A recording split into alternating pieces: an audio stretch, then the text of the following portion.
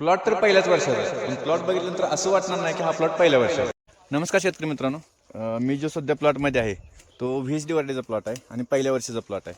आणि याचं रिकट आपण 27 जानेवारी घेतलं होतं. आणि प्लॉट एवढा जबरदस्त जमला आहे की प्लॉटकडं बघून असं वाटत नाही की हा प्लॉट पहिल्या वर्षीचा आहे. तुम्ही झाडावर किती काड्या तयार झाल्या त्या हे बघू शकता. जर प्रत्येक झाडाचा विचार केला तर प्रत्येक झाडावर 20 ते 25 काड्या तयार आहेत. सध्या या प्लॉटला म्हणजे 27 जानेवारी आपला चार्ट आहे, त्यानुसार आपली 170 प्लस एवढे दिवस झाले ती.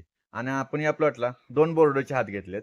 म्हणजे पहिला बोर्ड घेतला 100 लिटर पाण्यासाठी 300 ग्रॅम मोरचूत, 100 ग्रॅम चुना, टिल्ट 15 मिली आणि 0050 300 ग्रॅम या पद्धतीने पहिला स्प्रे घेतला. त्यानंतर 10 दिवसांनी आपण दुसरा बोर्डचा स्प्रे काढला.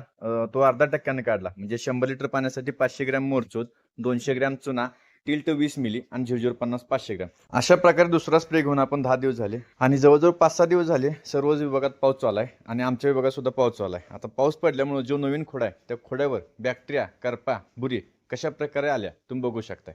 त्यामुळे आपल्या द्राक्ष बागेत खोडा ठेवणं ही आपली सर्वात मोठी चूक असते असं मला वाटते. कारण कोवळ्या खोड्यावर जे रोग येणार आहे ते निबारपणा सुद्धा येणार आहे. त्यामुळे आपल्या द्राक्ष बागेत कोणत्याही प्रकारचा कोवळा खोडा ठेवू नका, इतकंच सांगणं आहे. बाकी व्हीएचडी व्हरायटीचा पहिल्या वर्षीचा प्लॉट तुम्हाला कसा वाटला कमेंट मध्ये नक्की सांगा. धन्यवाद.